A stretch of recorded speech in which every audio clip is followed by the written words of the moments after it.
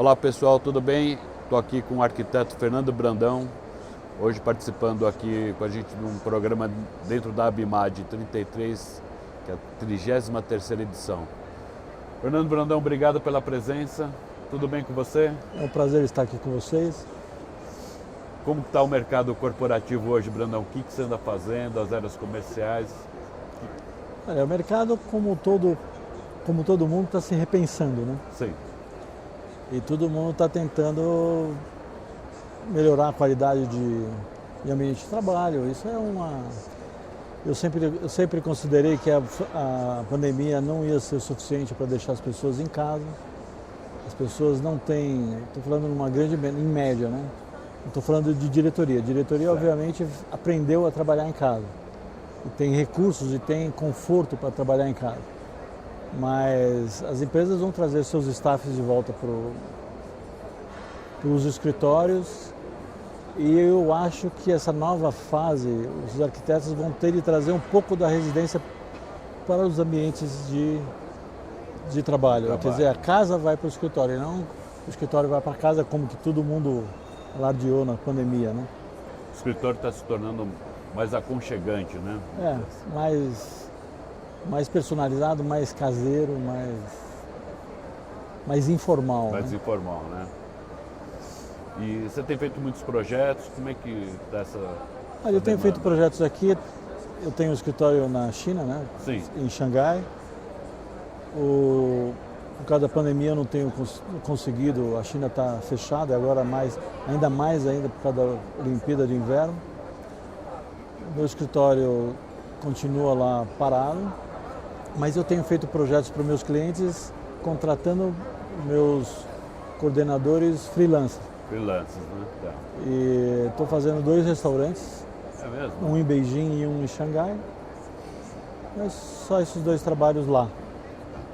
E aqui tem um movimento normal e que mantém o escritório e mantém as contas. Mantém as contas. Recentemente você fez uma reformulação, acho que dentro do Farol Santander. A gente reformou as salas de exposições e frequentemente eu faço projetos de exposições lá. Eu estou fazendo um grande projeto agora que vai inaugurar dia 22 de fevereiro, que a exposição chama-se 22, 22 e 22. É a comemoração dos 200 anos de independência e os 100 anos da Semana de Arte Moderna. 1822, 1922 e uma reflexão sobre a arte em 2022. O nome da exposição é Identidades. Identidades. É um relato desse legado que a gente constrói em 200 anos. O Brasil é um país jovem. Essa vai ser uma exposição da soma de 2 acervos de arte, que é o acervo do Banco Santander com o acervo do Palácio dos Bandeirantes. Dos 3 palácios, né? O Palácio de Campos do Jordão, o Palácio do Horto Florestal e o do Morumbi. E provavelmente são as obras mais importantes da semana de 22, porque são várias Tarsilas, nós temos Maria de Andrade, nós temos Portinari, Volpe, temos várias obras de qualidade. E a grande estrela dessa exposição vai ser o painel Em Confidência, do Portinari, que vai sair do Memorial da América Latina e vai para o Farol. Vai para o Farol. Pela primeira vez ele sai do Memorial. E é o maior painel do Portinari no Brasil. Ele tem 18 metros por 3 metros de altura. Olha só.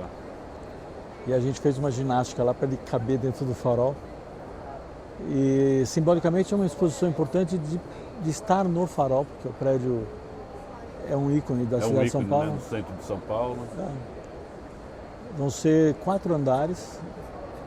Então você vem no 24º andar, você tem uma exposição de uma reflexão sobre o poder e a corte no século XIX, como essa independência política influencia os artistas em 1922, já no século XX, porque pouca gente sabe que a Semana de 22 surge da reflexão dos artistas sobre os 100 anos de independência. Tá. A gente estava, em 1922, a gente estava comemorando 100 anos da independência. E no 23º andar a gente faz essa reflexão sobre a Semana de Arte Moderna. Vai ter Bruno Jorge, Tarsila do Amaral, Rego Monteiro, os maiores artistas do século XX. E termina a exposição no 22º andar, no dia 22 de fevereiro. Tem uma quantidade enorme de 22. E em 1922 a gente tem um trabalho autoral do Ari Zendruck, que é um fotógrafo, e do Olegário Vasconcelos. E tem uma reflexão sobre quem somos nós, porque é uma exposição que fala do nosso legado, é a nossa identidade cultural, né? Nossa identidade como brasileiros, né?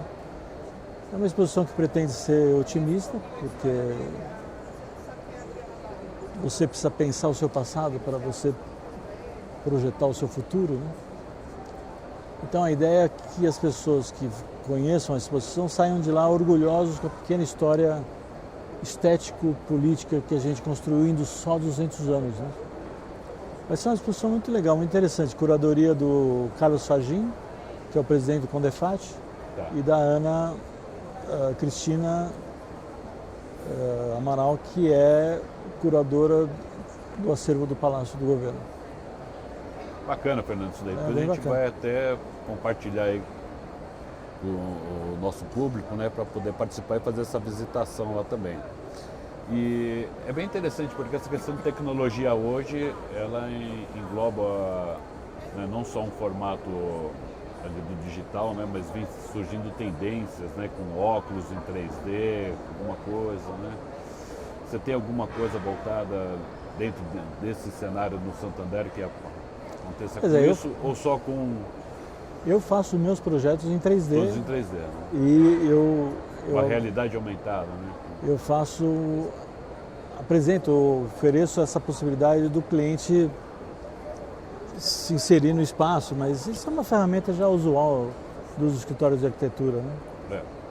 A gente usava muito em Xangai, e aqui é usual a gente fazer um projeto com essa imersão. É muito simples fazer isso. Né? Surgem ferramentas novas nesse período de pandemia, em termos de tecnologia, né? Porque eu sei que você é um cara de vanguarda, vem sempre acompanhando essas novas tecnologias. Né? Não, quer dizer, tudo está muito mais conectado, né? O universo é um só, né?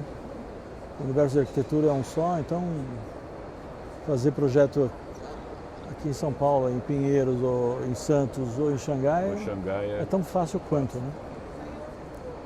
Eu tenho escritório em Xangai desde 2012, são 10 anos. 10 anos já. Vivia nessa ponte aérea até a pandemia.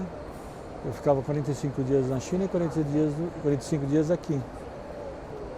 Então eu aprendi a mandar arquivos, receber arquivos. É muito fácil trabalhar online, né? Você tem uma residência em Xangai também, né? Eu tinha uma residência, mas eu desmobilizei por causa da pandemia. Né? 2 anos sem aparecer lá, eu acabei fechando a casa, vendi tudo. Mas o escritório não, meus parceiros chineses não quiseram fechar o escritório. Você dá aula lá também, em faculdade? Eu dou aula lá, palestras. Eu dei algumas palestras online nesse período.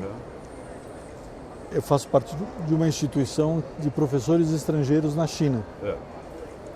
São 500 professores do mundo todo. Na área de arquitetura nós somos 40. Sendo desses 40, uns 5 ou 6 têm estúdio em Xangai. Eu sou um desses. Eu fui um dos primeiros professores a serem convidados em 2010, durante a Expo Xangai. E eu vivo nessa ponte aérea. Fez o pavilhão do Brasil também, né? Eu venci o concurso em 2009. Em 2010, o pavilhão brasileiro foi muito bem. Ficou entre os 5 mais populares da Expo. Sim. Por essa razão me convidaram para dar aula e a contrapartida de dar aula era abrir o escritório lá. E desde 2012 eu venho trabalhando com um time lá e um time aqui. E eu formatei meu escritório para usar essas duas estruturas conjuntamente. Em 3 anos atrás eu refiz meu escritório aqui no Brasil, justamente para criar poder conceber designs, né? Certo. E aí a gente desenvolve na China ou em escritórios terceirizados aqui. Então é um escritório de criação. Eu tenho um perfil mais autoral de trabalhos de arquitetura. Então é um escritório montado para concepção de projeto, né? Acompanho bastante o seu trabalho. A gente sempre está junto, né, trocando várias informações. A gente é parceiro de longa data. De longa data. Fernando, obrigado pela participação. À vontade, boas.